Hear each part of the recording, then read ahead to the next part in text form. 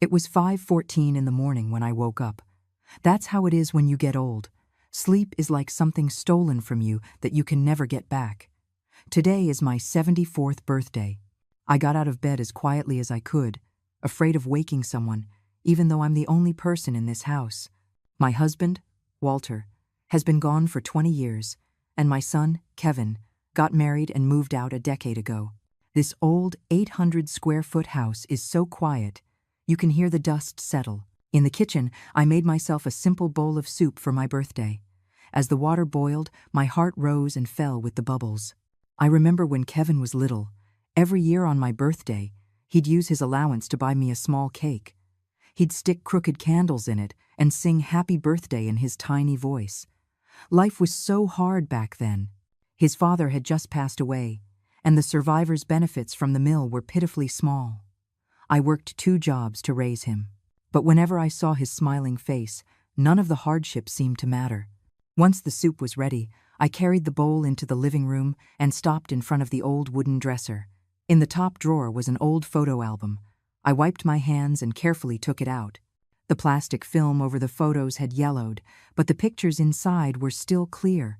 There was Kevin at his elementary school graduation, standing next to me in an ill-fitting suit, grinning from ear to ear.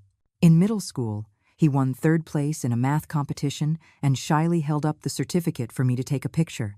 On the day of his high school graduation, he was a head taller than me, but still wrapped his arm around my shoulders like a little boy.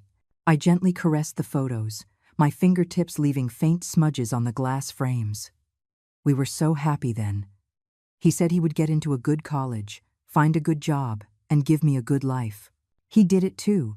He got into a top state university, landed a job at a multinational corporation, and married a girl from the city. It's just that his idea of a good life was different from mine. My phone suddenly buzzed, interrupting my thoughts. It was a text from the local clinic, reminding me to pick up my test results next week. I glanced at the old grandfather clock on the wall. It was already 9:30. Kevin had said he would bring his wife and son over to celebrate my birthday today. Why hadn't I heard anything? I picked up my phone, hesitated for a moment, and then dialed my son's number. It rang 7 or 8 times. Just as I thought no one would answer, the call connected. Hello? It was my daughter-in-law, Jessica's, voice. The background was noisy, like she was somewhere crowded. Jessica, it's me, I said, trying to make my voice sound cheerful. Is Kevin there? Oh, Mom. Her tone immediately cooled. Kevin's busy. What's up? My heart sank a little. It's nothing important. I was just wondering if you guys were still coming over today. Today? She paused for 2 seconds, and I could almost picture her rolling her eyes. Oh, geez, I don't think we can make it today.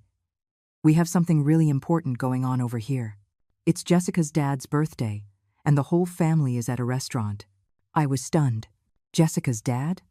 My husband had been dead for 20 years. Then it hit me she was talking about her own father. Oh, I see, I said, trying to keep my voice from trembling. Well, you guys have fun. Maybe another time. Mom, look, I don't mean to be rude, Jessica cut in. But you're a grown woman. You can't be so dramatic about birthdays. You're not a kid anymore. Anyway, Kevin's calling me. I gotta go, bye. The line went dead, leaving me standing there, holding the phone. The sun was shining brightly outside, illuminating the new floral curtains I had bought just for today. I slowly put the phone down and walked to the kitchen. I looked at the food I had prepared. The beef stew, Kevin's favorite, the mac and cheese for my grandson, Leo. I even made the kale salad that Jessica likes. Now, all the food was cold, just like a certain part of my heart. For lunch, I ate some leftovers and put all the dishes I'd prepared into the refrigerator, one by one. In the afternoon, I sat on the balcony and knitted. It was a sweater for Leo.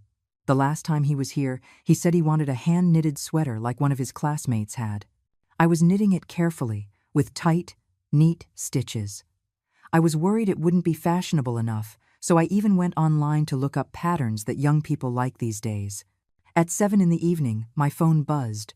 It was a social media friend request from an unknown account. I opened it. The profile picture was a cartoon character, and the name was Leo's mom. I knew it was another one of Jessica's accounts. After I accepted the request, she immediately sent a video. I pressed play. It was a luxurious private dining room in a restaurant. A large happy birthday banner hung on the wall, and beneath it was a huge framed photo of Jessica's father in a sharp new suit, his face flushed and beaming. The camera panned across the dining table, which was laden with lobster, crab legs, and all sorts of expensive seafood. Finally, the camera settled on a family portrait. Jessica's parents were seated in the middle, with Kevin and Jessica standing behind them. My grandson, Leo, was in the front, holding up a peace sign. Everyone was wearing new clothes and smiling so happily. Beneath the video, Jessica sent a message. "See what a real family party looks like." I didn't reply. I put the phone down and went to get a drink of water. My hand was shaking so badly that I spilled half of it on my pajamas. At 10:30 that night, I was already in bed when my phone rang again. This time, it was a call from Jessica. "Mom, are you asleep?" Her voice was slurred with alcohol. In the background, I could hear Kevin clinking glasses with someone. I was about to. "What is it?" I asked calmly. "Oh, nothing. I just suddenly remembered. Today's your birthday too, right?" She giggled. "So sorry, we totally forgot. But you're not really part of our family, so it's normal to forget, right?" A burst of laughter erupted in the background. I clearly heard Kevin's voice. "Honey, who are you talking to? Come on, Dad's about to cut the cake." "Did you hear that?" Jessica said triumphantly. "We're cutting the cake now." A huge, 3-tiered cake, special ordered from a fancy French bakery. "Too bad you can't have any." I closed my eyes and took a deep breath. "Well, you all have a good time." "Ugh, you're no fun," she said, sounding annoyed by my reaction. "Always playing the victim. Whatever, I'm not talking to you anymore. We have to take pictures." The call ended. I sat there in the darkness, completely still. Moonlight slipped through a crack in the curtains, drawing a pale line on the floor. I slowly got up, went to the study, and turned on the desk lamp. From the back of a drawer, I took out a notebook. I opened it to the first page and wrote down today's date. Then, I wrote for a long time, recording everything. How Kevin came home less and less after he went to college. How he almost never called me on his own after he started working. How, at his wedding, Jessica wouldn't let me give a speech. How, when Leo was born, they put me in the farthest corner of the hospital room. One thing after another, like counting the wounds on my own body. When I wrote the last word, I closed the notebook and looked at the clock on the wall. It was 1:20 in the morning. At that moment, I made a decision. If you say I'm not family, then there are some things you don't deserve to have. When the early morning sun filtered through the sheer curtains, I had already been sitting at my desk for 2 hours. The notebook lay open in front of me, its pages filled with my dense handwriting. I rubbed my sore eyes, closed the book, and put it back in the deepest part of the drawer. In the kitchen, I made myself a strong cup of tea. The leaves unfurled in the boiling water, like memories slowly waking up. I took the mug out to the balcony and watched the elderly people doing their morning exercises below. Mrs. Martinez from the next building was doing Tai Chi with her daughter, who carefully matched every move to her mother's rhythm. I took a sip of tea, the bitter taste spreading across my tongue. Mrs. Martinez's husband passed away even earlier than my Walter, but her daughter gave up a high-paying job in another state to come back and be with her mother. Every time I ran into her at the market, Mrs. Martinez would complain that her daughter wasn't ambitious, but the smile lines around her eyes couldn't hide her pride. The mug suddenly felt too hot. I set it down and went back inside. The old phone book was lying on the coffee table. I flipped to the K's, and my finger stopped on a name, Catherine Wallace. We used to be colleagues at the mill and took night classes together. Later, she passed the bar and now works at a law firm in the city. Come to think of it, we hadn't spoken in nearly 10 years. The phone rang for a long time before it was picked up. "Hello, Wallace and Associates." It was a young woman's voice. "I'd like to speak with Catherine Wallace. Please tell her Eleanor is calling. One moment, please." While I waited, I walked over to the full-length mirror and smoothed my hair. The woman in the mirror had graying hair and drooping eyes, but there was a sharp glint in them that didn't belong to someone in their 70s. "Eleanor? Is that really you?" Catherine's voice was raspier than I remembered, but her brisk, no-nonsense tone hadn't changed a bit. "It's me, old friend." My own voice sounded deliberately light. "It's been a long time. Must be 10 years. How have you been? Are you doing okay?" Her concern sounded genuine. We chatted for a few minutes before I got to the point. "Catherine, I have a legal matter I'd like to discuss with you. Would you have time to meet?" There was a short pause on the other end. "I have an opening this afternoon at 3. Can you come to the office? I'll text you the address." After hanging up, I started gathering the documents I needed. The deed to the house, bank statements, insurance policies. I placed them one by one into an old leather bag. My hand paused as I held the bank statement. The number on it was quite a bit larger than I remembered. I had hardly spent any money over the years. My pension and the rent from the spare room just kept accumulating, always thinking that one day it would be for my grandson. At 2:30 in the afternoon, I changed into a navy blue dress. It was my nicest piece of clothing, one I only wore for holidays. Standing in front of the mirror, I hesitated for a moment, then took out the pearl necklace from my drawer and put it on. It was the last birthday gift Walter had given me. He had said that when I turned 70, he would buy me an even better one. It's a shame he never made it to that day. Wallace & Associates was located in a sleek, high-rise downtown. As the elevator ascended, my ears popped from the change in pressure, just like my anxious heart at that moment. "Eleanor." Catherine walked quickly toward me from down the hall. She had put on some weight, had a stylish short haircut, and a tailored suit that radiated professional confidence. We shared a brief hug. She wore a light perfume that smelled expensive. Her office was spacious and bright, with floor-to-ceiling windows that offered a panoramic view of the city. A cup of hot tea was placed in front of me. Catherine sat across from me, her hands clasped on the desk. "So," she said, "what's the trouble?" I took a sip of tea, choosing my words carefully. "I want to get my will in order." Her eyebrows raised slightly. "It's perfectly normal to be thinking about that at this age. Are there any special requests?" "My assets are simple, just the house I live in and some savings," I said slowly. "I want to know, if I don't want to leave my property to my legal heir, what are my options?" Catherine's eyes narrowed. She put down her pen. "You're having problems with your son." I gave a bitter smile, but didn't answer directly. "I just want to understand the legal possibilities. According to inheritance law, you can freely dispose of your personal property through a will," she said, her tone becoming professional and calm. "However, your legal heir, your son, can contest it in court if he believes the will infringes on his rightful share." "What is a rightful share?" "Generally, no less than 2/3 of what he would inherit by law." She paused. "Eleanor, what happened between you and your son?" The sunlight outside suddenly seemed blinding. I blinked my sore eyes. "He forgot my birthday but threw a huge party for his father-in-law. My daughter-in-law called to tell me I'm not part of their family." Catherine's expression softened. "Kids can be thoughtless sometimes." "It's not thoughtlessness," I interrupted. "It's a complete lack of caring. Catherine, do you have any idea how hard it was for me to raise Kevin on my own? He was only 8 when his father died. The survivor's benefits from the mill were barely enough. I worked at the mill during the day, took night classes, and washed other people's clothes on weekends, just so he could eat well, dress well, and go to a good school." My voice began to tremble. I quickly took a sip of tea to steady myself. "The year he went to college, I sold my wedding ring to pay his tuition.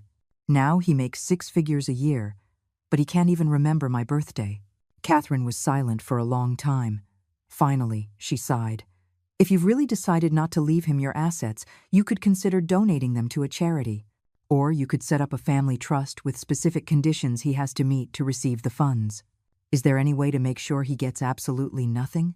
"There is," she said, looking at me meaningfully, "but it requires some special arrangements. Are you sure you want to go down that road?" I didn't answer immediately. Instead, I took the house deed out of my bag and pushed it across the table to her.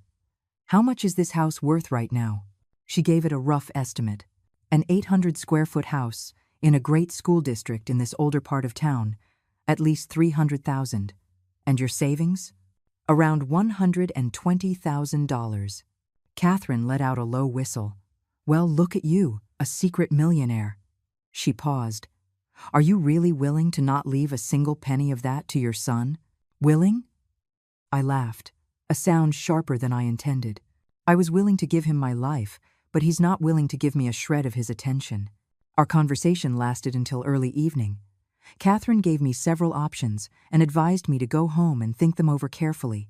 As I was leaving, she suddenly asked, Eleanor, you're not planning on doing anything foolish, are you? I patted her hand. Don't worry, I haven't seen how this ends yet. It was already dark when I got home. I didn't turn on the lights, using the glow from the streetlights outside to start tidying up the house. Starting in the bedroom, I pulled out every drawer, carefully examining the contents. Most of it was just odds and ends. Faded old photographs, expired medication, half-used notebooks. In the bottom drawer of the wardrobe, I found an old tin box with a Hershey's logo on it. I stared at it for a moment. This was Kevin's treasure box from when he was a boy. He always used to hide his favorite little trinkets inside. I sat on the floor and opened the box with trembling hands. Inside were a few glass marbles, a rusty spinning top, some old postage stamps, and at the very bottom, a piece of paper folded into a small square. I carefully unfolded it. The paper had yellowed, and the pencil writing was faint, but I could still make it out. I promised to be a good son when I grow up and take care of Mom. I will buy her a big house and take her on trips so she never has to suffer again. If I am not a good son, let me turn into a little dog. Kevin, May 10th, 1990. It was from a Mother's Day assignment his third-grade teacher had given. I remember that day. He came running home, all excited, and mysteriously stuffed the paper into my hand, insisting that I read it out loud in front of him. After I finished reading, he threw his arms around me and said, Mom, I promise I'll do it. Tears welled up unexpectedly, falling onto the paper and blurring the childish handwriting. I frantically tried to wipe them away with my sleeve, but it only smeared the words more. Just like our relationship, the more I tried to fix it, the more broken it became. I carefully folded the paper, put it back in the box, and continued cleaning. The books in the study, the dishes in the kitchen, the toiletries in the bathroom. I made a list, noting where each item would go, some to be donated, some to be kept, some to be taken with me. At 1 a.m, I collapsed onto the bed, exhausted but unable to sleep. The sound of a car passing by occasionally broke the silence, like time itself driving away. I remembered when Kevin had a high fever in middle school, and I carried him on my back for 2 miles to the hospital. I remembered waking up at 4 every morning to make him soup before his college entrance exams. I remembered his wedding day, sitting in the very last row, watching him kiss his bride under the spotlight. No one introduced the quietly weeping old woman as the groom's mother. My phone vibrated suddenly.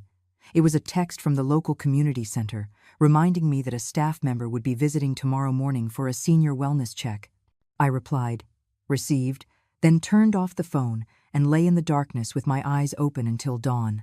When the community center worker arrived, I was on the balcony watering my pothos plants.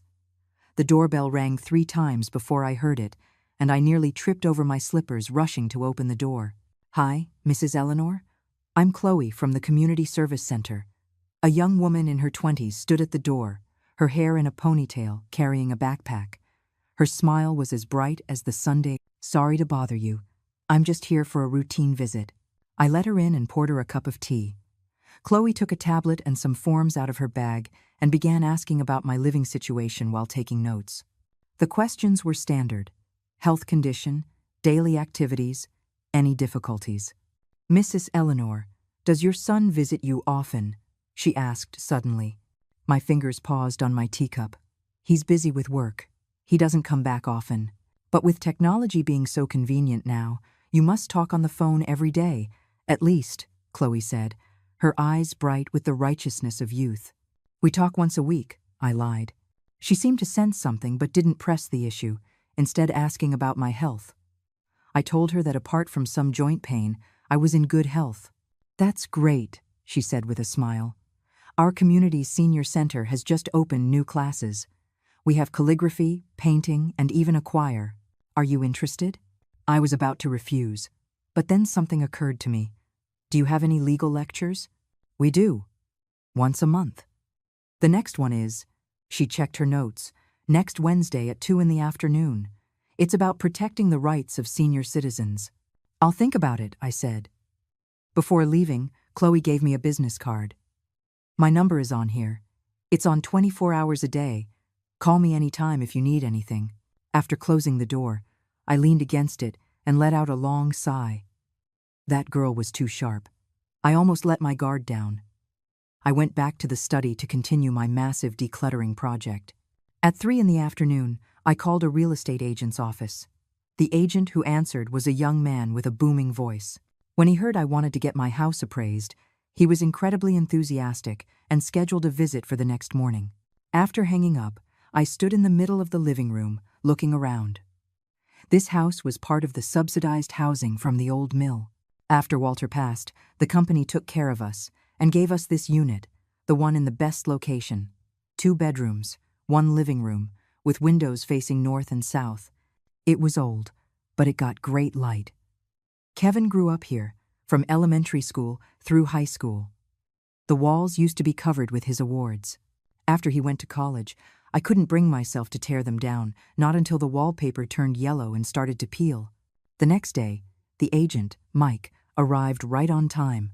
He was dressed in a crisp suit, holding a laser measure and various other tools, sniffing around the house like an energetic hound. "Ma'am, you've kept this place in great shape," he said admiringly. "It's an older building, but you can't beat the location. The top elementary school is right across the street. Parents are fighting to get into this school district." I followed him from room to room, listening to his non-stop analysis of the market. Finally, he gave me a number. Around $350,000. "If you're looking for a quick sale, $320,000 should move it fast," he added. I told him I needed to think about it. He left his card and went on his way. As soon as the door closed, I called Catherine and asked her to come over that evening to talk things over.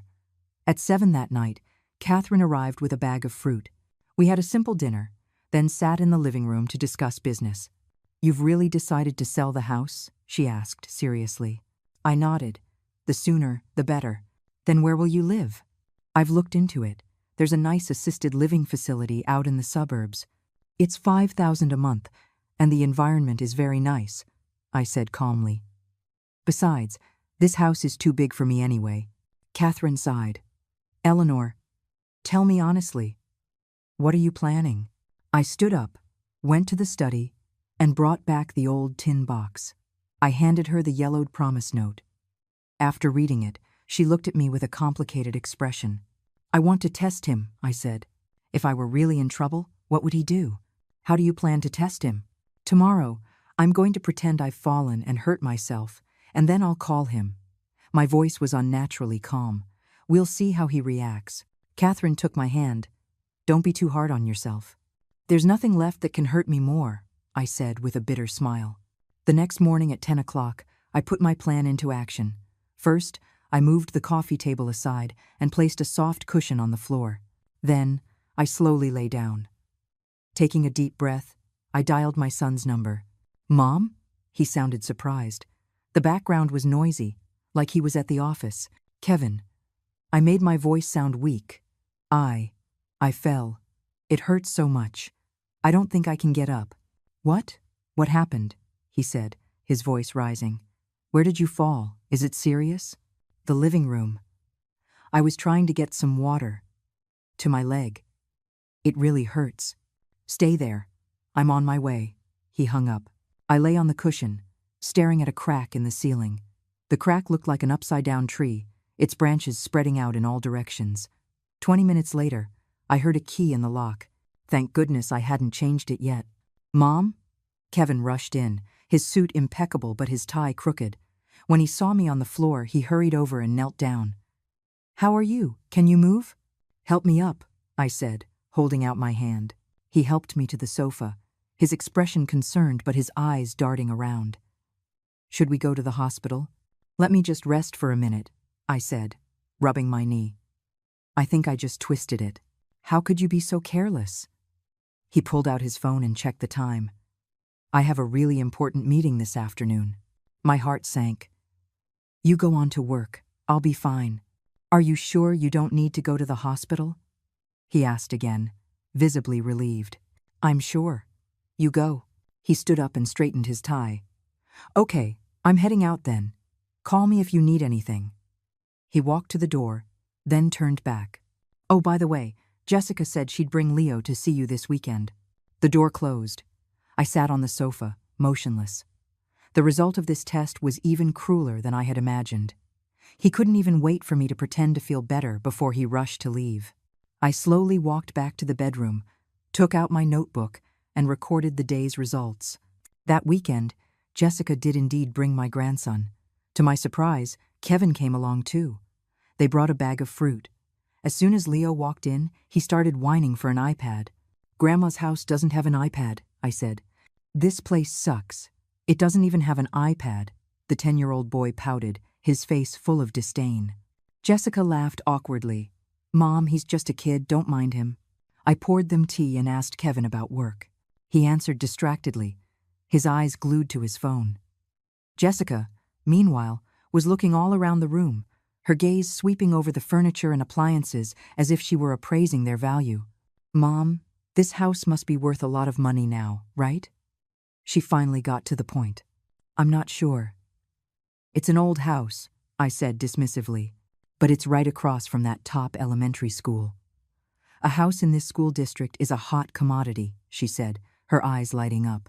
Kevin and I are thinking about getting a bigger place. If we sold your house, with our savings, we could afford a house in the suburbs. Her voice was filled with excitement. And then we could have you come live with us. I glanced at Kevin. He was still staring at his phone, tacitly approving his wife's proposal. The assisted living facility is very nice. There are people to take care of you, and other people my age, I said. Oh, but that would sound so bad. Like we're not good children, Jessica said with a fake smile. Besides, it's not safe for you to live alone at your age. You fell today. What if tomorrow? Is that why you came today? To talk about this? I cut her off. The room fell silent. Leo was jumping on the sofa, throwing the cushions everywhere. Jessica feebly scolded him, then turned back to me. Mom, just think about it. We'll find the best facility for you, and the money from selling the house. I'll think about it, I said, standing up. The conversation was over. As they were leaving, Leo didn't even say goodbye. He just ran for the elevator. Kevin lingered at the door for a moment. Mom, don't overthink it. We're just trying to do what's best for you. I know, I said calmly. Drive safe. The moment the door closed, I called Catherine. Find me a buyer. The faster, the better. The next day, I went to the public library and looked up information on various charities. On my way home, I passed a construction site. On the fence was a poster for a school fundraising initiative, the Green Mountain Elementary School project. There was a contact number on it. I wrote it down. That evening, I dialed the number. A man with a gentle, middle-aged voice answered. He introduced himself as Mr. Evans, the principal of the Green Mountain Project. I told him I wanted to donate money for the school's construction. He was so excited he could barely speak, insisting on visiting me in person to thank me. 3 days later, Principal Evans came to my house. He was a tall, thin man in his 50s, with tanned skin and rough hands, clearly someone who spent a lot of time in rural areas. I made him tea. He sat awkwardly on the edge of the sofa, holding the teacup without taking a sip. Ma'am, you might not understand our school's situation, he said earnestly. We're in one of the most remote mountain areas. Half of our 200 students are children left behind by parents who work in the cities. The school building is 30 years old. The roof leaks when it rains, and it's drafty in the winter. How much do you need to build a new school? I asked directly. He was taken aback. A preliminary estimate is around $200,000. But you don't have to. I'll donate $300,000, I said. $200,000 for the new building, and the remaining $100,000 to set up a scholarship fund. Principal Evans's hand trembled, and tea sloshed onto his pants, but he didn't seem to notice. Ma'am, this is too generous. Wouldn't you like to visit the school first? I will, I said, but not right now. After he left, I stood on the balcony watching the sunset. The sky was painted orange-red, the clouds like burning flames. I remembered when Kevin was little, we used to watch the sunset together like this. He would point at the sky and say, "Mom, when I grow up, I'll take you to see the sunset all over the world." Now he was grown up, and I was still right here. On Monday morning, I called my son.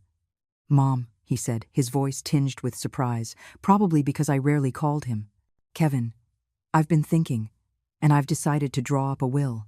I paused deliberately. "Are you free this weekend? I'd like to have a family meeting to discuss it." There was a silence of a few seconds on the other end. "Why all of a sudden? Are you not feeling well?" "No, I just think it's time to get things in order," I said in a light tone. "You, Jessica, and Leo should all come." Okay, I'll arrange it." His voice suddenly became warm. "Mom, don't worry about a thing. You're in great health. You'll live to be 100. I hung up and let out a cold laugh. The power of money was truly amazing. It could turn a son, who was indifferent to his mother, into an attentive caregiver in an instant. Over the next few days, my phone was suddenly busy.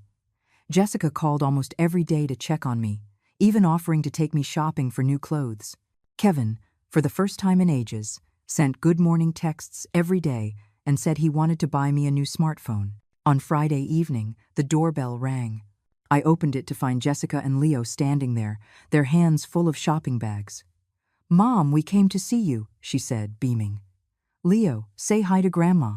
"Hi, Grandma," the boy mumbled reluctantly, his eyes fixed on the game console in his hands. I let them in. Jessica immediately got busy, arranging the takeout food she'd brought on plates and pulling a wool sweater out of a bag. "Mom, try this on. See if it fits." I played along, trying it on, and saying I liked it. She was as happy as a child. Then she took out various health supplements, chattering on about their benefits. Leo wandered around the house and finally stopped at the study. "Grandma, can I play games on this computer?" "No, it's very old," I said. "Ugh, what a piece of junk," he muttered, pursing his lips.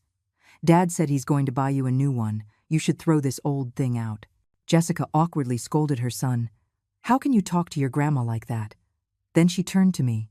"Mom, kids don't know what they're saying." "It's all right," I smiled. "Leo, come here. Grandma has something to show you." I led my grandson to the study and took the tin box out of the drawer. Leo leaned in curiously. "What's this?" "Your dad's treasures from when he was a little boy." I opened the box and took out the yellowed paper. "Look, this is something your dad wrote when he was 10. The boy frowned as he read it, a look of disdain on his face. "That's so lame. Turn into a little dog? That's hilarious." "Leo," Jessica snapped. She snatched the paper, glanced at it quickly, and her face changed. "Mom, he's just a kid. He doesn't understand." "I understand," Leo suddenly said loudly. "Mom said that when Grandma dies, the house will be ours, and then I can buy whatever I want." The room fell deathly silent. Jessica's face turned red, then white. Her lips trembled, but she couldn't say a word. I looked at her calmly, slowly took the paper back from her hand, and carefully placed it back in the box. "Is dinner ready?" I asked, as if nothing had happened. Dinner was eaten in an awkward silence. Leo wolfed down his food and ran off to watch TV. Jessica kept trying to make small talk, attempting to ease the tension. As she was leaving, she suddenly offered to help me clean up the house. "No, thank you. I like to do it myself," I declined. "Mom, you're getting older. Let us younger ones do these things," she insisted, her eyes scanning the room. "Where do you keep your important documents?" "The deed, bank statements. You need to keep them safe. They're in a safe deposit box at the bank." I lied without batting an eye. She was clearly disappointed. After a few more pleasantries, she left with her son. The moment the door closed, I sent a text to Catherine. "Tomorrow morning at 9. Bring the contracts to my house." The next morning, Catherine arrived as scheduled. We carefully reviewed the donation agreement and the property transfer deed. After confirming everything was in order, I signed my name. "Are you sure you don't want to leave a little something for yourself?" Catherine asked with concern. The assisted living facility's fees aren't cheap. I have $50,000 left in savings. That's enough for a long time, I said. Besides, my pension is over $400 a month. She shook her head. I still think you're being too impulsive. Catherine, do you know what my biggest regret in life is? I looked out the window. It was spoiling Kevin. After his father died, I poured all my love and energy into him, terrified he would suffer even a little. And what was the result? He turned into a selfish person, devoid of basic human decency. Catherine sighed and didn't try to persuade me further. In the afternoon, Chloe from the community center paid a surprise visit, saying it was a routine checkup. She brought a schedule of activities from the senior center and enthusiastically invited me to join. Mrs. Eleanor, you don't look so well, she noted with her sharp eyes. Have you been sleeping poorly? A little insomnia. It's nothing, I said with a forced smile. Has your son been to see you lately? He's coming tomorrow, I said. A family meeting. Chloe seemed to want to say something, but in the end, she just handed me a brochure. This is our new calligraphy class. Mr. Arthur teaches it. He's a member of the State Arts Council, you know. I glanced through it, about to decline, when I saw a photograph. An elderly man with white hair was writing, his profile resolute, his gaze focused. For some reason, I was drawn to the picture. How old is this Mr. Arthur? I asked. 65. A retired teacher, Chloe said, her eyes lighting up. He writes beautifully, and he's very witty. All the old ladies in the class adore him. I smiled. I might check it out when I have time. After Chloe left, I started preparing for the next day's family meeting. I printed out a few fake asset lists, deliberately writing one less zero on the savings amount and understating the property value. Then I placed these documents, along with a fake will I had prepared long ago, in a folder and locked it in my study drawer, leaving the key in a conspicuous place. That night, I tossed and turned, unable to sleep. Moonlight filtered through the curtains, casting a silver line on the floor. I got up, went to the study, opened my computer, and began to write a long letter. It wasn't a will or an indictment, but a reflection on my life. I started from the day Walter died, wrote about Kevin's upbringing, and how I had spoiled him step by step. At dawn, I rubbed my sore neck, saved the document, encrypted it, and hid the file.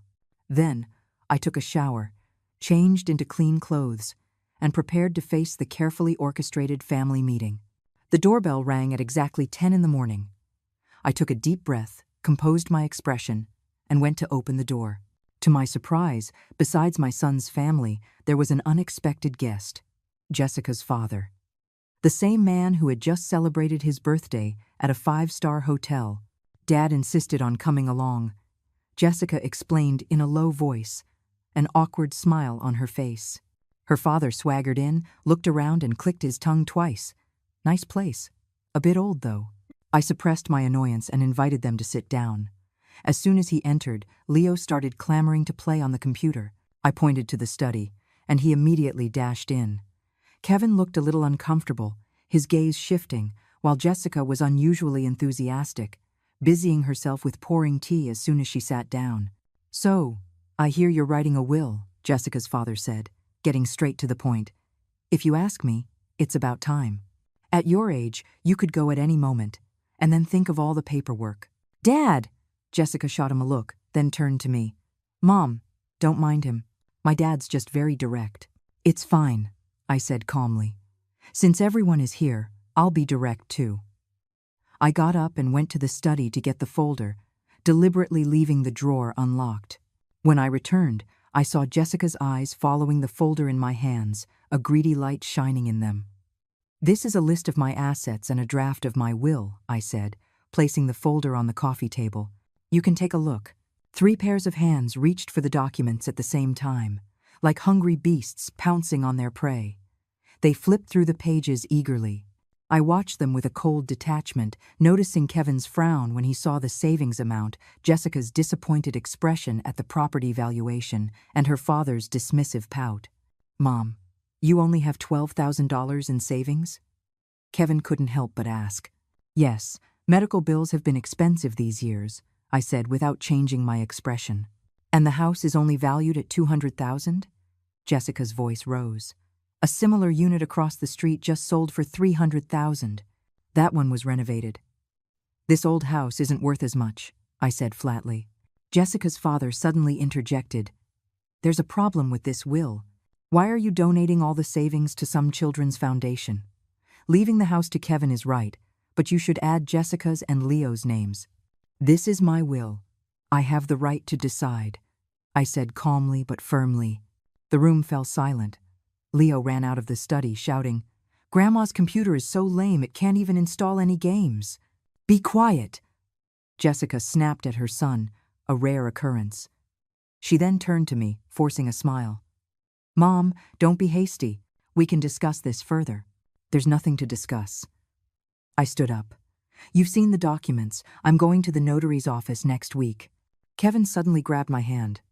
Mom, are you mad at me? I know I've been busy lately and haven't had time to see you. Yes, Mom, Jessica chimed in. We were planning to ask you to move in with us. We've even been looking at houses, with a garden. You'd love it. I watched their clumsy performance with a cold smile in my heart. Just then, the doorbell rang. I went to open it. It was Chloe, the community worker, and behind her stood an elderly man with white hair. Mrs. Eleanor, sorry to bother you, Chloe said with a smile. Mr. Arthur heard you were interested in calligraphy and came to personally invite you to tomorrow's activity. The man from the photo, Mr. Arthur, extended his hand slightly. Ma'am, a pleasure to meet you. I'm Arthur. I was stunned for a moment, then recovered. Oh, please, come in. Although I have guests at the moment. Oh, no, we won't stay. We just wanted to drop off the invitation, Chloe said, handing me an elegant card. Tomorrow morning at 9, at the community center. We hope to see you there. After they left, I returned to the living room to find the atmosphere had turned strange. Kevin and Jessica were exchanging glances, while her father looked disdainful. Mom, who was that? Kevin asked tentatively. Community workers and the calligraphy teacher, I answered briefly. Jessica suddenly laughed. Mom, don't tell me you have a new gentleman caller? That Mr. Arthur looked quite dapper. What nonsense are you talking? Her father snapped. She's in her 70s. It's embarrassing to be involved in things like that. I was shaking with anger, but I forced it down. Please leave. Mom, my dad didn't mean it like that, Jessica said, trying to smooth things over. Leave, I repeated, my voice ice cold. They reluctantly gathered their things. As he was leaving, Kevin turned back and said, Mom, the company's having some trouble. I need some money to get through it. How much? I asked directly. 50,000. No, 30,000 would be enough, he said, a glimmer of hope in his eyes. I don't have that much. You just said you have 12,000 in savings, he said eagerly. That's my retirement money. Mom, I'm your son. He suddenly raised his voice. If the company goes under, we won't even have money for Leo's private school. I looked at his distorted face and suddenly felt a wave of exhaustion. I'll give you an answer next week. They finally left. I closed the door and collapsed onto the sofa, feeling dizzy. My phone rang. It was a text from Catherine. All done. The deed has been transferred, and the donation has been wired. I replied, Thank you. Proceed as planned next week. Putting the phone down, I went out to the balcony and took a deep breath. The early summer breeze carried the scent of flowers. A few old men were playing chess in the shade of a tree below, and children were playing on the playground. It seemed like an ordinary day, but it was the beginning of a turning point in my life. The next day, I went to the community center as planned. The calligraphy class had already started. A dozen or so seniors were focused on their work. When Mr. Arthur saw me, he smiled and came over. Ma'am, welcome. I've prepared a brush and ink for you. I sat down, feeling a bit awkward, and picked up the brush. I hadn't written in years, and my hand was a little shaky. Mr. Arthur stood behind me and gently corrected my posture. Relax your wrist. Calm your heart. Strangely, under his guidance, I did slowly calm down. The scent of ink filled the air as the brush left black marks on the rice paper. I wrote a simple 5-character poem. Mr. Arthur looked at it and praised it repeatedly. Ma'am, you have a gift, he said to the other students. Look at the strength in these strokes, the solid structure. After the class, Mr. Arthur offered to walk me home. On the way, we chatted. It turned out he was also widowed and had a daughter living abroad who rarely came back. Children have their own lives, he said lightly, a flicker of sadness in his eyes. We old folks have to learn to find our own joy. His words resonated with me. When we reached my building, he suddenly said, "Ma'am, forgive me for asking, but is something on your mind?" I was taken aback. "Why do you ask?" "There's a sense of finality in your writing," he said thoughtfully, especially in the final 2 words, "farewell." The force of it went right through the paper. I managed a weak smile. "You're overthinking it, Mr. Arthur." He nodded and didn't press further, but he left me his phone number. "Call me anytime if you need anything." Over the next few days, I was busy with paperwork. The property transfer, notarizing the donation agreement, making an appointment at the assisted living facility, everything proceeded in an orderly fashion. Catherine helped me find a remote but beautiful facility, and I prepaid for a year. On Friday evening, I received a call from Kevin. His voice was anxious. "Mom, have you thought about the money? The company really can't wait. Come to my house tomorrow morning. We'll talk," I said. After hanging up, I started packing, taking only necessary clothes and a few personal items, leaving everything else as it was. Finally, I put the long letter and a copy of my real will into an envelope, wrote "to my dear son" on it, and placed it in my desk drawer. The next morning, Arthur called unexpectedly, asking if I was coming to the calligraphy class. I declined, saying I had something to take care of at home. He seemed to hear something in my voice and paused before saying, "Ma'am, whatever you decide to do, please remember that there are people who care about you." His words made my eyes sting. I hastily thanked him and hung up. At 10 o'clock, Kevin arrived alone. He looked haggard, his suit wrinkled, his eyes bloodshot. "Mom, the money?" he asked eagerly as soon as he walked in. I gestured for him to sit down, then took out an envelope. "Here's 5,000. It's all I can give you." He took the envelope, felt its thinness, and his face immediately changed. "This is it? It's all I have. What about the house?" He suddenly raised his voice. "Mortgage the house. The bank will lend at least 200,000. "The house is not to be touched," I said calmly. "Why not?" He shot to his feet, his face contorted. "I'm your son. Everything you have is mine. What right do you have to refuse me?" Watching his hysterical outburst, I suddenly felt a sense of release. This was the son I had raised with all my heart and soul, a complete and utter egoist. "Kevin," I said softly, "do you remember a promise note you wrote when you were 10? He was stunned. "What promise note?" "You said that if you weren't a good son when you grew up, you would turn into a little dog," I said with a bitter smile. "It seems you'd rather be a dog." "What the hell did you just say?" he roared, grabbing a vase from the coffee table and smashing it on the floor. "You old hag. If my company goes under, I'll make sure you don't have a good life either." I watched his tantrum calmly. When he finally stopped, panting, I said slowly, "You can go now." "You just wait," he said viciously. "I'll get a lawyer and sue you. Your money, that house, it's all mine. The law says so." He slammed the door on his way out, the force of it shaking the picture frames on the wall. I sat amidst the wreckage and suddenly started to laugh. What he didn't know was that the house was no longer mine, and my savings were nearly gone. He would get nothing. In the afternoon, I called a taxi and quietly left with 2 suitcases. The assisted living facility was at the foot of a mountain on the outskirts of the city, a quiet and peaceful place far from the noise. My room was on the 2nd floor, with a window overlooking a small grove of trees. After settling in, I sent a text to Catherine. "Checked in. Proceed as planned." That night, lying in bed, I listened to the unfamiliar sound of the wind blowing through the unfamiliar trees.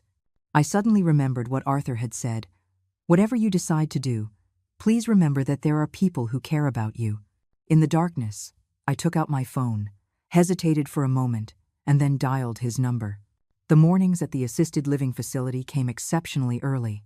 At 5 o'clock, the birds in the woods outside my window would begin to sing, their crisp calls piercing through the thin curtains and waking me from a light sleep.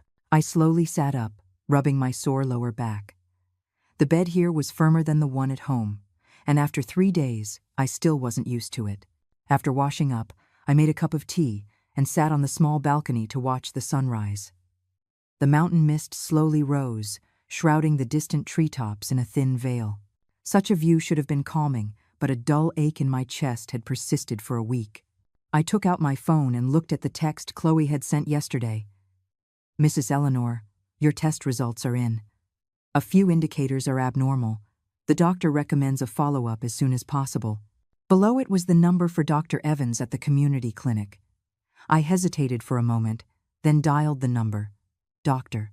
Evans was very warm and said he had an opening at 10 this morning and could go over the report with me in detail. After hanging up, I checked the time. 3 hours to go. I took out the notebook I had brought with me and continued writing the long letter to my son. "Kevin, when you were 10, you had the chicken pox and a fever of 104 degrees. The doctor said if I had brought you in any later, it could have caused encephalitis. It was pouring rain that day, and no taxi would go to the suburbs. I carried you on my back for 2 miles. As I wrote this, my hand began to tremble.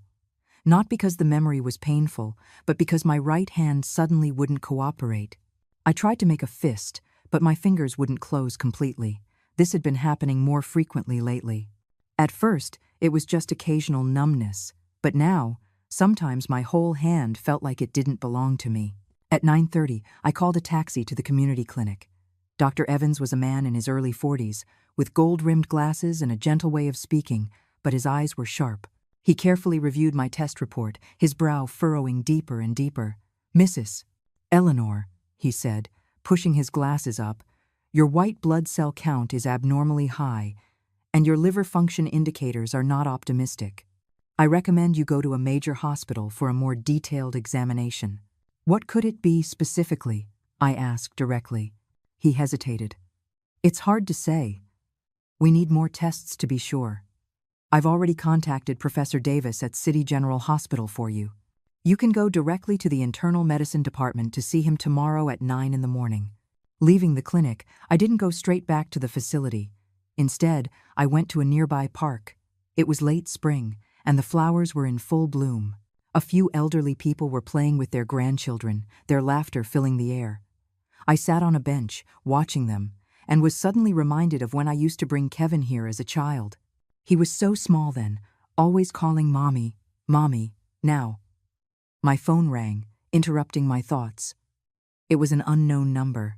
"Hello, is this Mrs. Eleanor?" It was Arthur, the calligraphy teacher, his voice warm. "Chloe told me you went to the clinic today. Is everything all right?" I was a bit surprised that he would call.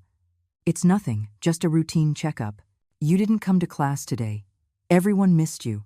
He paused. "I happen to be nearby. Would you like to have lunch together?" I was about to refuse, but my stomach growled at that exact moment. I realized I had only had a cup of tea that morning. "All right," I said. "I'm not familiar with this area. You pick the place." Half an hour later, we met at the park's west gate. Arthur was wearing a light gray shirt today, looking sharp and energetic. He took me to a quiet Cantonese restaurant and ordered a few light dishes. "You don't look well," he said bluntly after the food arrived. "The test results weren't ideal," I said, picking at a piece of steamed fish, slowly removing the bones. "The doctor recommended I go to the general hospital for a follow-up." He nodded and didn't ask any more questions. We talked about other things. Calligraphy, poetry, amusing stories from the senior center. He was knowledgeable and witty. Before I knew it, I had finished a whole bowl of rice, the best appetite I'd had in days. After lunch, he insisted on taking me back to the facility. On the way, we passed a pharmacy. I suddenly remembered something and asked the driver to stop. "I need to buy some painkillers." "Please wait a moment," I said to Arthur. The pharmacist recommended several common painkillers, and I chose the most expensive one. As I was about to pay, a hand stopped me. Arthur picked up the box, carefully read the ingredients, and shook his head. "This one is very hard on the liver. You'd be better off trying this." He chose another herbal medicine. I was a bit surprised. "You know about medicine?" "Before I retired, I was a professor at the medical school," he smiled. "I taught anatomy." This unexpected revelation made me see him in a new light. On the way back to the facility, we talked about his career. It turned out he had taught at a top medical university for over 30 years, published hundreds of papers, and had even been a visiting scholar at Harvard. Then why teach calligraphy after retiring? I asked curiously. It's been a hobby since I was a child, he said. Medicine was my profession. Calligraphy is my passion. The car stopped at the entrance of the facility. He insisted on walking me to my room. As we passed the activity room, several residents greeted him warmly. He seemed to be very popular here. "You're going to City General tomorrow?" he asked at my door. I nodded. "I can go with you. I know a few old colleagues there." I wanted to refuse, but a sudden wave of dizziness made me grab the doorframe for support. Arthur quickly steadied me by the arm. "Are you all right?" "Just a little tired," I said with a weak smile. "I'd appreciate your help tomorrow." The next morning, Arthur was waiting for me in the lobby. He was wearing a dark blue suit today, looking especially formal. City General was some distance from the facility.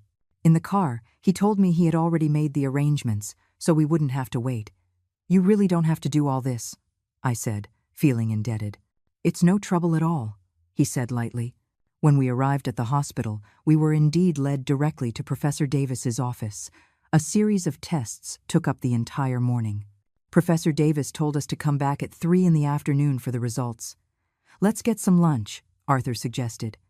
We had a simple meal at a small restaurant near the hospital. He tried to make light conversation, but my mind was elsewhere. The dull ache in my chest was becoming more pronounced. At exactly 3 o'clock, we returned to Professor Davis's office. He looked at the test results with a grave expression, then looked up at me.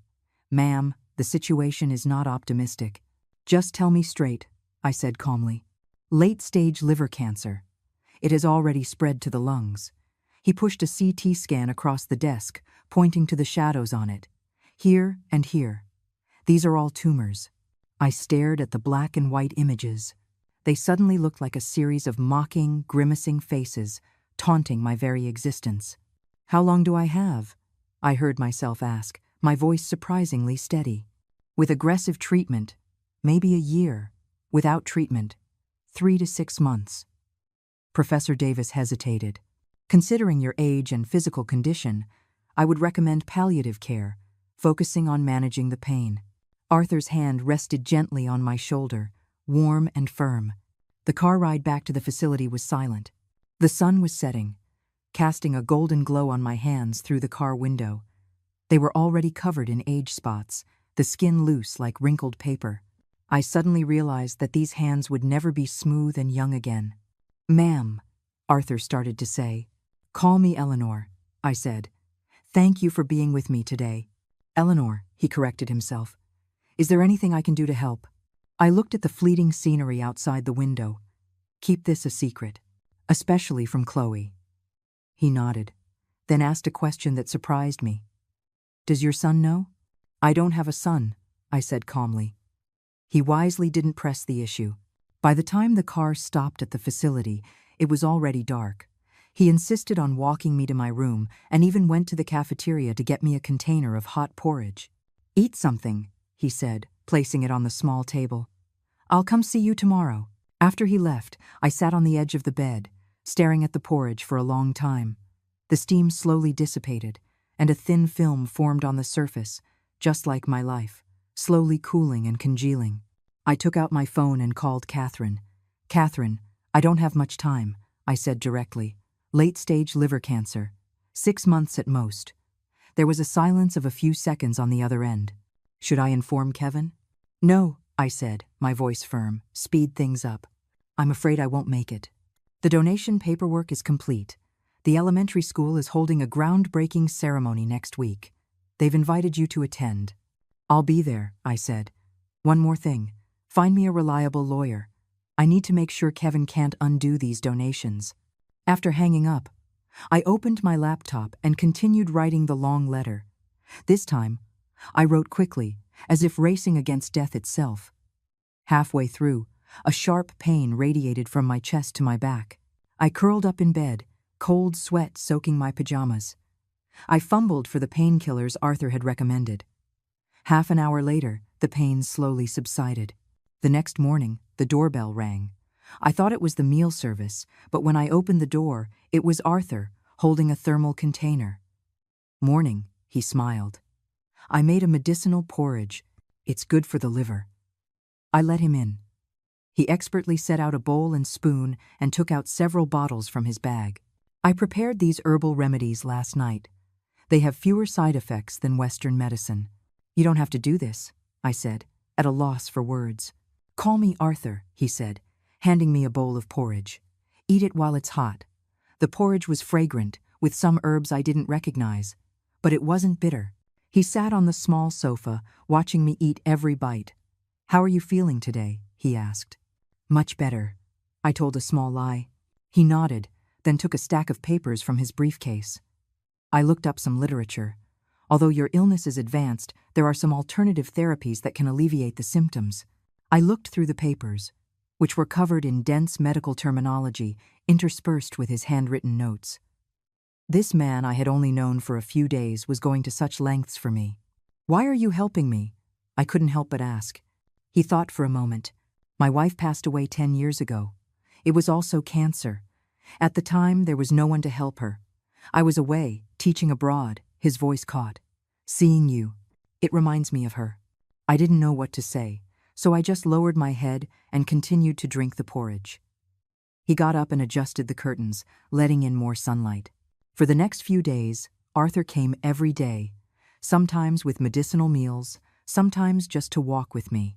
At his suggestion, I started to log the time and intensity of my pain, and he adjusted the medication accordingly. Gradually, I grew accustomed to his companionship. A week later, Principal Evans from the mountain school called to say the groundbreaking ceremony was scheduled for Wednesday morning and asked if I could attend. I agreed and asked Arthur to accompany me. On Wednesday morning, I put on my nicest clothes and even a touch of lipstick. When Arthur saw me, his eyes lit up. "You look very sharp." The journey took 2 hours. We arrived at Green Mountain Village. It was even more remote than I had imagined, with winding mountain roads and a dilapidated village. The elementary school was at the entrance to the village, a few rows of low-slung buildings with peeling paint and plastic sheeting over the windows that rattled in the wind. Principal Evans and a group of teachers and students were waiting at the gate to welcome us. When he saw me get out of the car, he rushed over excitedly. "Ma'am, you really came." The children, holding bouquets of wildflowers, looked at me shyly.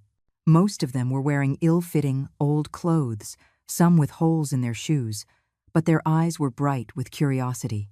The groundbreaking ceremony was simple. Principal Evans described the plans for the new school building and then invited me to say a few words. Standing on the makeshift stage, looking at the young faces below, I suddenly choked up. "I'm just an ordinary old woman," I said, trying to keep my voice from trembling, "but I know that education can change your destiny. I hope this new school will give you a better place to learn." I couldn't continue. A little girl came onto the stage, tied a red scarf around my neck, and gave me a shy hug. In that moment, I was suddenly reminded of Kevin's first day of elementary school, when I had tied his red scarf just like that. After the ceremony, Principal Evans gave us a tour of the school. The classrooms were dark and damp. The desks and chairs were old and broken, but the walls were covered with the children's colorful drawings and crafts. "It gets especially cold here in the winter," Principal Evans said, pointing to a rusty iron stove. "The children take turns bringing firewood from home to burn." My gaze fell on the pile of firewood in the corner, and a wave of sadness washed over me. Some of these children probably didn't even get enough to eat, yet they persisted in coming to school. Meanwhile, my grandson, who had everything, was so dismissive of his education. "When will the new school be finished?" I asked. "If all goes well, it will be ready in 3 months," Principal Evans said gratefully. "Thanks to your donation, the children will finally have decent classrooms." Before we left, the children lined up and each gave me a handmade thank you card. On the rough paper, they had written, "Thank you, Grandma Eleanor," in crooked handwriting, some even drawing hearts and little flowers. I carefully placed the cards in my bag, treating them like treasures. On the way back, I leaned against the car window, exhausted. Arthur thoughtfully turned up the heat. "Tired?" "It was worth it," I said softly. He seemed to want to say something, but in the end, he just gently patted my hand. Halfway through the drive, my phone rang. It was an unknown number. Hello?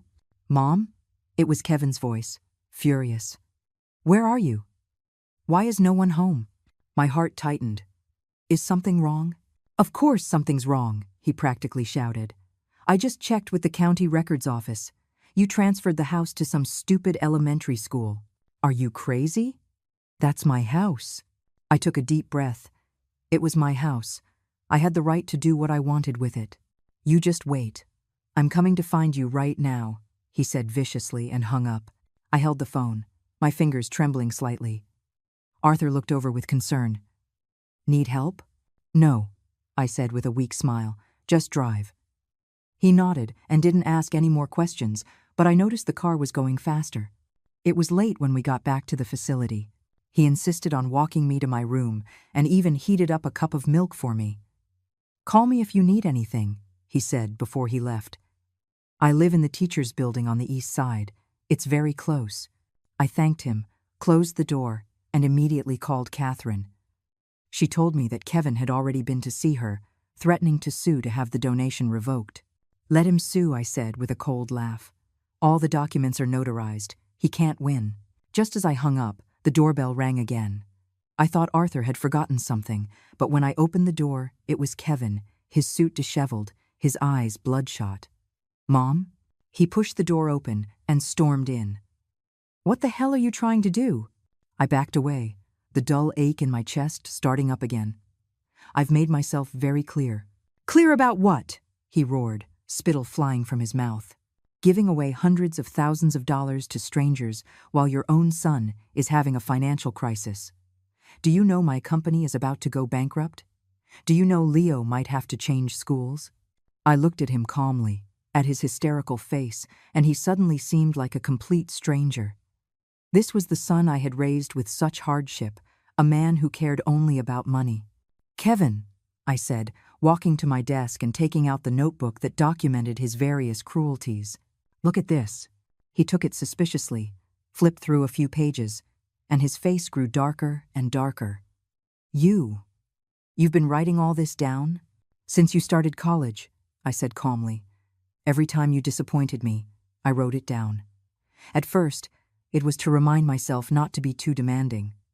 Later, I gave a bitter smile. Later, it was just to prove to myself that I wasn't being too sensitive. He flipped through the pages rapidly, then slammed the book shut. So this is revenge? Just because I forgot your birthday a few times? No, Kevin, I said, sinking wearily into my chair. This isn't revenge. It's liberation. I'm tired. I can't love you anymore. Don't give me that crap. He threw the notebook on the floor. I don't care what your reasons are. You're going to reverse those donations right now. Or else what? I looked up at him. Sue me? I'm dying, Kevin. Late-stage liver cancer. I have 6 months. Tops. Do you think a court is going to care about a dead woman's property dispute? He froze, the anger on his face hardening into a comical expression. You're lying. The diagnosis is in the drawer. See for yourself. He mechanically pulled open the drawer, found the report, and stared at it for a long time. When he looked up again, there was no sadness in his eyes, only calculation. Mom, if that's the case, you should be leaving your property to me. I can take care of you. That won't be necessary. I cut him off. The facility is very nice. I have people to take care of me. The money, it's been donated. Not a penny left, I said calmly. Except for what I've prepaid for my funeral, I've left nothing. His face twisted. You'd rather give it to those poor people than to your own son and grandson? Those poor people know more about gratitude than you do. I pointed to the thank you cards peeking out of my bag. They call me Grandma Eleanor. And you, how long has it been since you've called me Mom? We were at a stalemate, the air thick with hatred. Finally, he let out a cold laugh. Fine. That's fine. Since you don't consider me your son, I don't have a mother. When you die, don't expect me to come and collect your body. He slammed the door, the force of it shaking the picture frame on the wall. I slowly sank to the floor, the pain in my chest so intense I could barely breathe. I fumbled for a painkiller and curled up on the bed, waiting for it to take effect. I don't know how much time passed before the doorbell rang again. I thought it was Kevin. Come back. I managed to drag myself up and open the door, only to see Arthur standing there, holding a food container. I figured you didn't have dinner. His words trailed off. Eleanor, what happened? Only then did I realize my pajamas were soaked with cold sweat and my face must have looked terrible. He helped me to a chair without a word and took a stethoscope out of his medical bag. Don't bother, I said weakly. It's an old problem. He insisted on listening to my heart and lungs, took my blood pressure, and then poured me a glass of warm water. Take your medicine. I obediently swallowed the pills he handed me. Soon, the pain began to ease. He heated up the porridge and fed it to me, spoonful by spoonful, like a father caring for a child. Your son was here? He asked softly. I nodded, not wanting to talk about it. He didn't press, just quietly cleared the dishes and sat by my bed with me. Arthur, I said suddenly, could you do me a favor? Anything. Find me a publisher. I want to publish a book. He was a little surprised. What kind of book? My memoir. I pointed to my laptop. I'm halfway through. I need to finish the rest quickly. He nodded gravely. I have a former student who works in publishing. I'll contact him tomorrow. He stayed very late that night. Before he left, he hesitated, then leaned down and gave me a gentle hug. Get some rest. I'll see you tomorrow.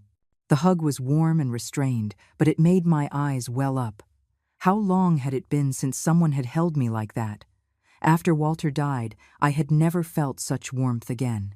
The morning sunlight streamed through the crack in the curtains, casting a golden line on the floor. I stared at the line of light for a long time, remembering my mother used to say that sunlight has a shape, we just usually can't see it. The doorbell rang. I slowly got up to open it. It was Arthur, holding a thermal container, a gentle smile on his face. Morning, he said. I made some yam porridge. It's good for the stomach.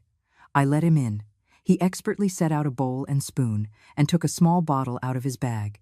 This is reishi mushroom spore powder. It has some anti-cancer properties. And I drank the porridge in small sips while he opened my laptop to check the draft I had written last night. This is very good, he said earnestly. Simple, but powerful. I contacted my student. He's very interested and wants to schedule a meeting next week to discuss it. I nodded and continued with my porridge.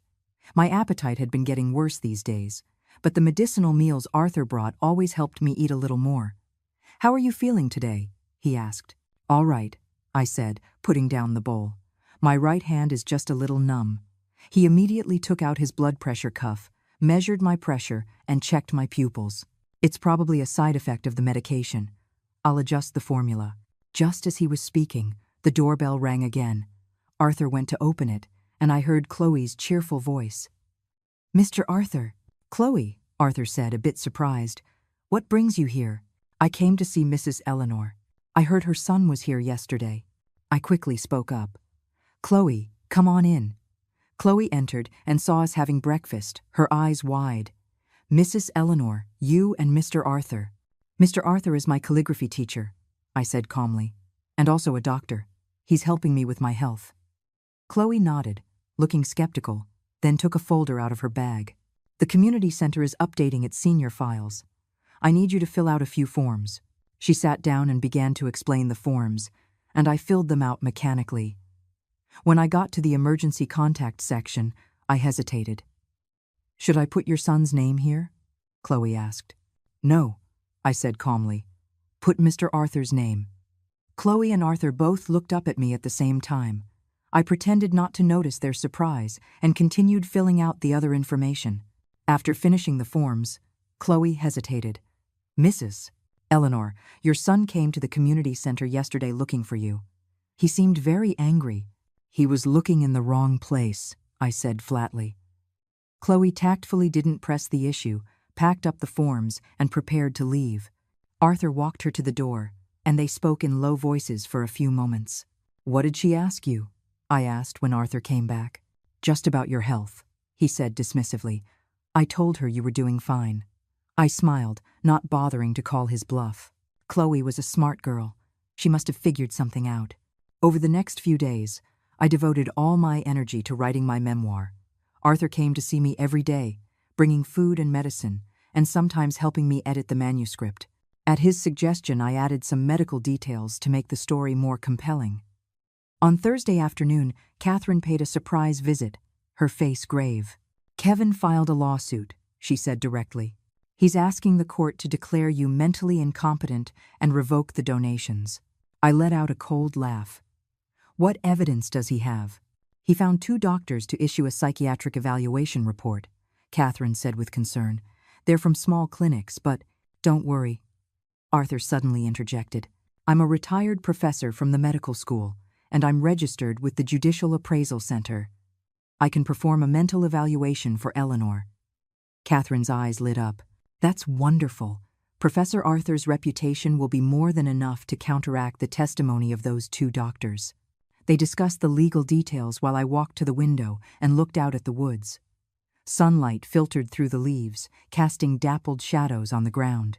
When the wind blew, the patches of light shimmered like ripples on water. Life is so fragile, just like these fleeting shadows. "Eleanor?" Catherine called to me. "The hearing is next Monday. Can you be there?" "Yes," I said, turning around. "I want to see just how far my son is willing to go." After Catherine left, Arthur stayed to help me prepare for the lawsuit. We gathered all my medical records, financial documents, and the notebook detailing Kevin's cruelties. "Do we have to submit all of this to the court?" he asked hesitantly. "Everything," I said firmly. "Let everyone see how a mother was pushed to this point by her own son." Oh. That evening, Arthur contacted the editor from the publishing house. The editor was very interested after hearing about the manuscript and scheduled a meeting to sign the contract next week. "This could be a bestseller," Arthur said after hanging up. "All the royalties will be donated to the mountain school," I said without hesitation. He looked at me, his expression complex. "You're really not leaving anything for yourself?" "I need very little now," I said, pointing to my medicine box. "A few painkillers are enough." He was silent for a moment, then suddenly said, "Eleanor, I want to help you fulfill one last wish." "What wish?" "Anything you've wanted to do but haven't," he said earnestly. "Travel? See someone?" I thought for a moment. "I want to take a nice photograph." He was taken aback, then smiled. "That's easy. I know a good photographer. I'll arrange it for tomorrow." The next day, Arthur brought a young female photographer. She carefully applied light makeup for me, styled my hair, and brought several elegant silk dresses for me to choose from. While she was taking the photos, Arthur stood behind her, constantly making me laugh. "Excellent," the photographer said, looking at the prints. "Mrs. Eleanor, you have a beautiful smile." I looked at the photos. They were indeed good. The wrinkles on my face were still there, but my eyes were bright, and the curve of my lips was natural and soft. It was the first picture of me genuinely smiling in years. "Thank you both," I said sincerely. The weekend was peaceful and fulfilling. Arthur walked with me in the facility's garden, helped me revise my manuscript, and sometimes we just sat quietly, each reading our own book. His companionship reminded me of the days when Walter was still alive, peaceful, and warm. On Monday morning, Arthur came to pick me up, wearing a formal dark suit. The courthouse was downtown, about a half-hour drive. Catherine was already waiting at the entrance and rushed over when she saw us. "There's a change of plans," she said in a low voice. Kevin hired a high-profile lawyer and brought the media. I followed her gaze and saw several people who looked like reporters, holding cameras and microphones. "Don't worry," Arthur said, squeezing my hand. "I'm here." The courtroom was small but solemn. Kevin and Jessica sat at the plaintiff's table. When I entered, Kevin's gaze flickered for a moment before hardening again. Jessica just stared at me, the hatred in her eyes almost tangible. The judge was a middle-aged woman with a stern face. She banged her gavel and declared the court in session. Kevin's lawyer spoke first, claiming I was old and confused and had been manipulated into making unreasonable financial decisions that harmed the rights of my legal heir. He presented 2 psychiatric evaluation reports, stating that I suffered from mild senile dementia. When it was our turn, Catherine first refuted the other side's claims, emphasizing that I was of sound mind and that my financial decisions were legal and valid. Then, She called Arthur to the stand as an expert witness. Arthur walked calmly to the witness stand, presented his credentials and the mental evaluation report he had prepared for me. "Mrs. Eleanor's mental state is completely normal," he said firmly. "Her cognitive functions are superior to those of her peers, and there are no signs of dementia." The opposing lawyer tried to question his conclusions, but Arthur refuted each point with a litany of professional terms. In the end, the judge had to cut off the other lawyer's badgering and accept Arthur's testimony. Next, Catherine requested to play a video. On the screen, the children of Green Mountain Elementary, holding flowers, said in unison, "Thank you, Grandma Eleanor." Then, Principal Evans spoke, describing how the new school building had improved the children's learning environment. After the video, Catherine stood up. "Your Honor, my client, Mrs. Eleanor, donated her life savings to a poor mountain school out of a sense of charity. The plaintiff, Mr. Kevin, who has a 6-figure salary, is trying to take away his mother's retirement funds. It is clear who is right and who is wrong." A murmur went through the courtroom. Kevin shot to his feet. "That's my money. He had no right to just give it away." The judge banged her gavel. "The plaintiff will control himself." Just then, the back door of the courtroom was pushed open, and a small figure ran in. It was Leo. He was wearing his school uniform, panting, and ran straight to me. "Grandma!" Everyone was stunned. Leo took a piggy bank out of his backpack and stuffed it into my hands. This is for your treatment. I've been saving for a long time." I took the heavy piggy bank with trembling hands, tears streaming down my face uncontrollably. Leo turned to face the judge, his voice young but firm. "Your Honor, please don't let my dad take my grandma's money. Grandma's sick. She needs the money for treatment." The courtroom was silent. I saw Kevin's face turn deathly pale, while Jessica grabbed her son and hissed something at him. The judge thought for a moment, then banged her gavel. "Given the sufficient evidence, this court rules that Mrs. Eleanor is of sound mind and her disposition of property is legal and valid. The plaintiff's request is denied. Court is adjourned." Kevin rushed toward me, trying to say something, but was blocked by the bailiffs. The reporters swarmed us, their cameras and microphones pointed at us. Arthur and Catherine shielded me and quickly led me out of the courtroom. Chloe managed to get Leo out in time as well. Back at the facility, I collapsed onto the bed, exhausted. Arthur poured me a cup of hot tea and sat by my side. "How did Leo get there?" I asked. "Chloe told him," Arthur said. "That kid is very smart. He overheard his parents talking about faking your mental evaluation and ran away from school." I caressed the piggy bank, a mix of emotions swirling inside me. A picture of Leo was taped to it, smiling sweetly. I opened it. It was full of coins, and there was a note inside. "For Grandma's treatment." "I misjudged that child," I said softly. "He's better than his parents." Arthur nodded. "The child is good at heart. He was just led astray by his parents." That evening, Chloe brought Leo to see me. The boy ran to me as soon as he entered and threw his arms around me. "Grandma, does it hurt?" "It doesn't hurt. Now that I see you, it doesn't hurt at all," I said, stroking his hair. "Thank you for today." Leo looked up, his eyes red. "Grandma, Dad, and Mom, they said they were going to send you to a mental hospital. I overheard them." My heart lurched. "Don't be afraid," Arthur reassured him. "With Grandpa Arthur and Aunt Chloe here, they can't do that." Chloe confirmed Leo's story. It turned out that Kevin and Jessica had indeed planned to forcibly commit me to a mental hospital after I lost the case, and then, as my legal guardians, revoke the donations. "That's just evil," Arthur said, clenching his fists. "What will happen to Leo now?" I asked with concern. "I've applied for temporary guardianship," Chloe said. "As a community worker, I'm qualified to intervene when parents are unfit to raise their child." End of. Leo fell asleep in my arms, his face still streaked with tears. I gently patted his back, just as I had done with Kevin so many years ago. "I want to change my will," I said suddenly. Arthur and Catherine exchanged a look. "What do you want to add?" "Set up a trust fund," I said, looking at the sleeping Leo. "When he turns 18, he can use this money for college." Catherine nodded. "A wise decision."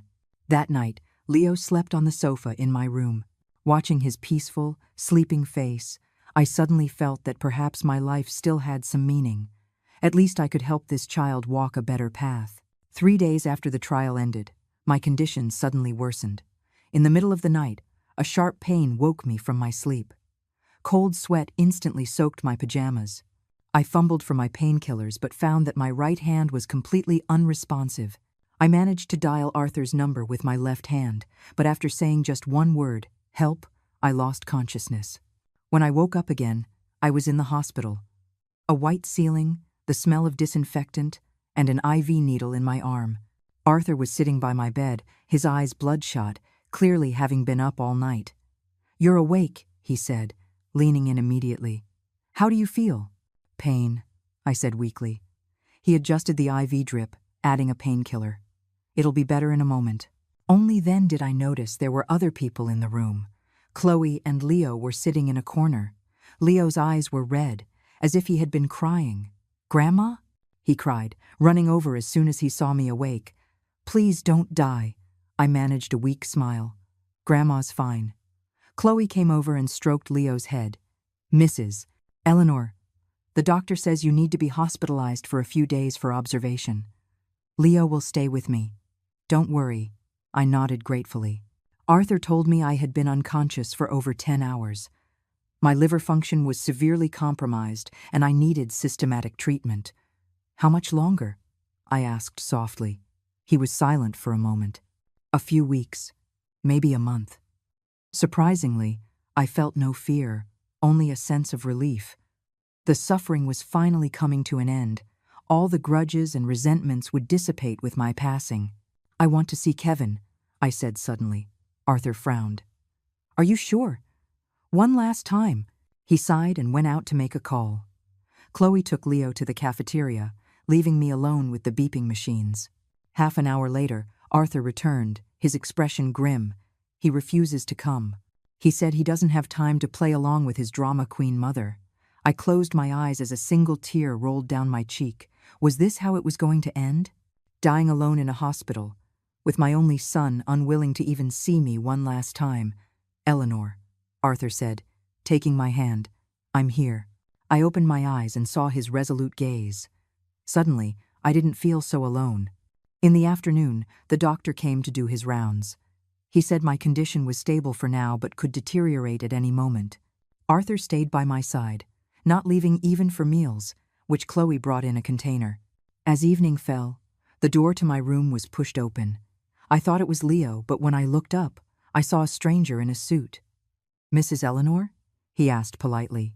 "I'm David Chen, the general manager of Kevin's company." I was stunned. "What is it?" "I'm here on behalf of the company to see how you are," he said, putting down a fruit basket. "I also need to inform you that the company's board of directors has decided to terminate Kevin's employment." Arthur stood up. "Mr. Chen, the patient needs to rest." "I understand, Mr. Chen," Chen said with a nod. "But this is very important. Kevin embezzled company funds and forged contracts. He is under investigation for criminal activity. More seriously, his unfilial behavior towards his mother was exposed by the media, which has severely damaged the company's reputation." "The media?" I looked at Arthur in surprise. He coughed. "There were reporters outside the courthouse that day. I may have contacted one or two I knew." "Mr. Chen continued, "The board unanimously agreed that a man who can abandon his own mother is not to be trusted. We have already reported him to the police. Kevin should be under investigation as we speak." I didn't know what to say. On the one hand, I was ashamed of Kevin's actions. On the other, I felt a sad pity for his fate. "Thank you for letting me know," was all I could say. After Mr. Chen left, Arthur seemed a bit uneasy. Did I go too far? I shook my head. He brought this on himself. That evening, Chloe brought Leo. The boy ran to my bedside and gently touched my hand. "Grandma, does it hurt?" "No." I managed to smile. "How was school today?" He chattered on about school, saying Chloe had bought him a new backpack and taken him for a burger. Looking at his smiling face, I suddenly felt that perhaps my passing wouldn't be all regret. At least this child might now have a chance to walk a different path. Over the next few days, my condition fluctuated. Arthur practically lived at the hospital, his clean clothes brought by Chloe. The editor from the publishing house came to the hospital to sign the contract, promising to publish my memoir as soon as possible. A week later, it was a beautiful morning. The sun shone warmly into the room. I felt surprisingly energetic and was even able to sit up and drink some porridge. Arthur helped me comb my hair and read me some amusing articles from the newspaper. "The weather is so nice today," I said, looking out the window. "I'd like to go for a walk." He hesitated. "I'll ask the doctor." The doctor reluctantly agreed to let me go to the garden in a wheelchair for half an hour. Arthur carefully wrapped me in a blanket, while Chloe followed with the IV drip. The hospital's small garden was in full bloom, the air filled with the scent of flowers. Leo ran around excitedly, picked a small wildflower, and tucked it into my collar. "Grandma, it's pretty." "It's beautiful," I said, stroking his face. "Leo, Grandma has something for you." I took a key out of my pocket. "This is the key to Grandma's house. There's a tin box in the study drawer. It has things your dad wrote when he was a little boy. You can look at them when you're older."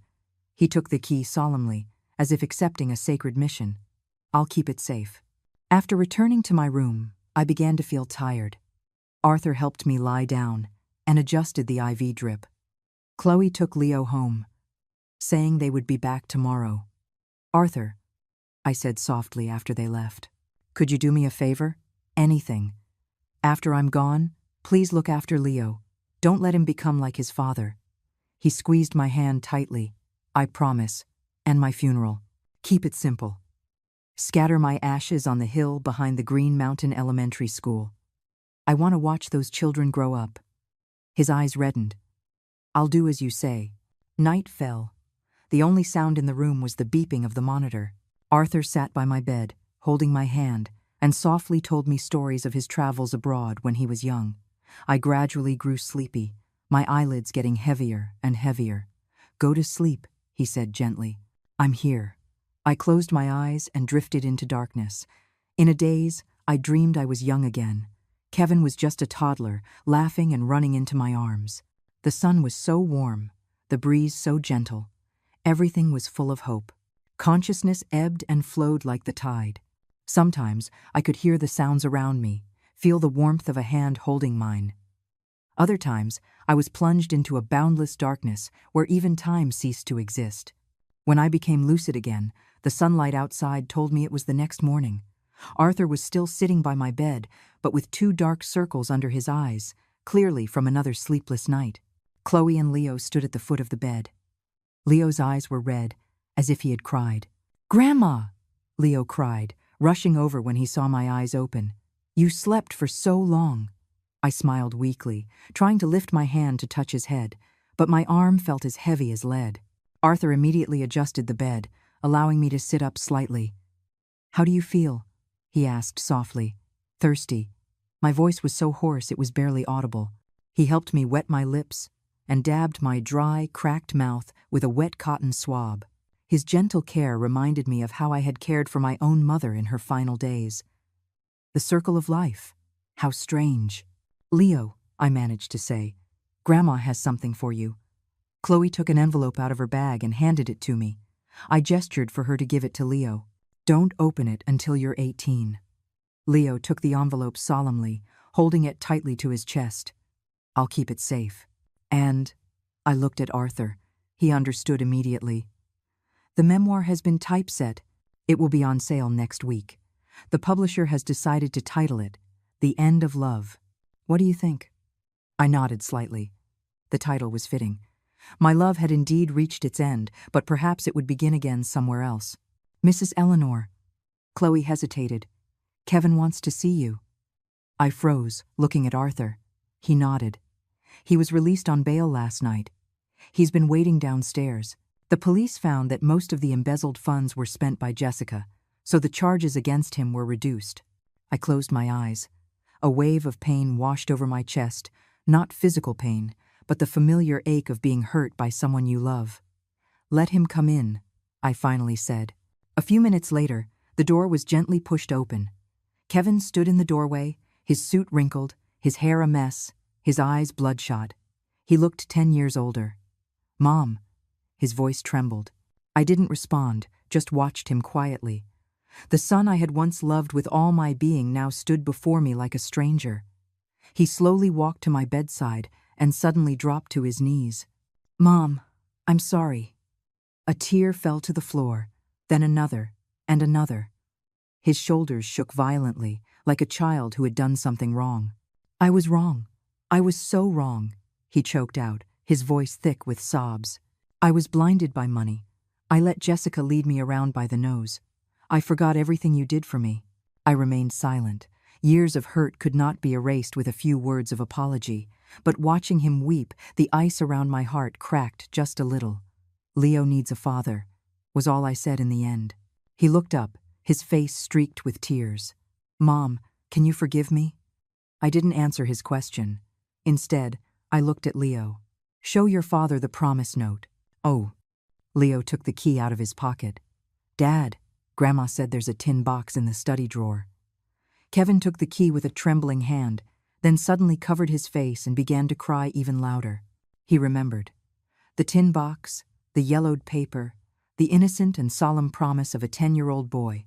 He reached for my hand, but I gently pulled away. "It's too late, Kevin," I said softly. "My love has run out." His expression froze, as if he had been struck by lightning. Perhaps he thought a few words of apology could fix everything, just like when he was a child and a little whining could earn him forgiveness. But this time was different. His mother's love had finally run dry. "No, Mom," he said, shaking his head. "Give me a chance, I beg you." I closed my eyes wearily. Arthur immediately stepped forward.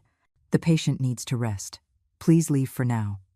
Kevin wanted to say more, but Chloe was already leading Leo out. He had no choice but to follow. After the door closed, I let out a long sigh, as if a great weight had been lifted from my shoulders. "Do you regret seeing him?" Arthur asked softly. I shook my head. "He needs to face his choices." In the afternoon, the doctor came to do his rounds. His expression was grave. He asked to speak with me alone, but the medical jargon was meaningless to me now. I knew my time was short. "Arthur," I said after the doctor left, "help me record a video." He took out his phone and adjusted the angle. I smoothed my hair and smiled calmly at the camera. "Kevin, Leo," I began slowly. "When you see this video, I'll be gone." I talked for a long time about memories, regrets, and hopes. Finally, I said to Leo, "Grandma loves you. I hope you grow up to be a kind person." And to Kevin, "As for your father, forgive him. He's not a bad person at heart, just lost." After recording the video, I was exhausted. Arthur helped me save the file and set it to send automatically after my passing. As night fell again, Arthur insisted on staying with me. I couldn't argue, so I let him. In the middle of the night, I was suddenly seized by a sharp pain, and breathing became difficult. The monitor let out a piercing alarm. Doctors and nurses rushed in, beginning emergency procedures. As the pain peaked, strangely, I felt a sense of release. Scenes from my life flashed before my eyes.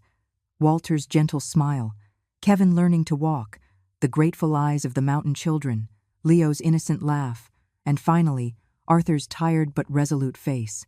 "Arthur," I said, gripping his hand with the last of my strength. "Thank you." Then darkness washed over me like a tide, swallowing everything. 1 year later, on a hill behind Green Mountain Elementary School, a simple tombstone stood quietly. On it was a single line, Eleanor, 1949, 2023. A mother. It was spring, and a group of people came to visit the grave. At the front was Arthur. He looked a bit older than a year ago, with more white hair, but he was still full of spirit. Beside him was Leo. The boy had grown taller and was holding a bouquet of wildflowers. "Grandpa Arthur, can Grandma really see us?" Leo asked softly. "Of course she can," Arthur said, stroking his head. "She's watching you from heaven." Leo carefully placed the flowers in front of the tombstone, then took a stack of letters out of his backpack. "Grandma, these are letters from my classmates. The new school is beautiful, and we all love the books in the library." Arthur stood to the side, watching the boy earnestly read each letter to his grandmother, his eyes welling up. So much had changed in a year. Kevin and Jessica had divorced. Jessica took her share of the assets and moved abroad. Kevin, after losing his job, fell into a downward spiral of drinking. It was Leo's weekly visits that slowly helped him get back on his feet. The End of Love became a sensation after it was published, topping the bestseller list for 3 months. All the royalties, according to Eleanor's wishes, were donated to rural education, enough to keep Green Mountain Elementary running for 10 years. The media clamored to report the story, sparking a nationwide discussion on the rights of the elderly and the nature of family. "Grandpa Arthur?" Leo asked suddenly. "Did Grandma forgive Dad in the end?" Arthur thought for a moment. "I think so. But more than that, she wanted to see your father truly change." Leo nodded. He took out the envelope Eleanor had left for him. He had already opened it. Inside was a check and a letter, instructing him to use the money for college and to always remember to be a kind person. "Dad said he's coming to see Grandma next week," Leo said. "He got a new job as a supervisor at a construction site." "That's good," Arthur smiled. After paying their respects, they slowly walked down the hill. The sound of children reading aloud drifted from Green Mountain Elementary. The brand new school building glistened in the sunday. At the school gate stood a stone tablet engraved with the words, "Donated by Mrs. Eleanor." Leo ran into the schoolyard to play with his classmates. Arthur stood before the stone tablet, gently tracing the 3 words. The wind blew, carrying the scent of flowers, like a gentle sigh. "Eleanor," he said softly, "do you see? Your love has no end."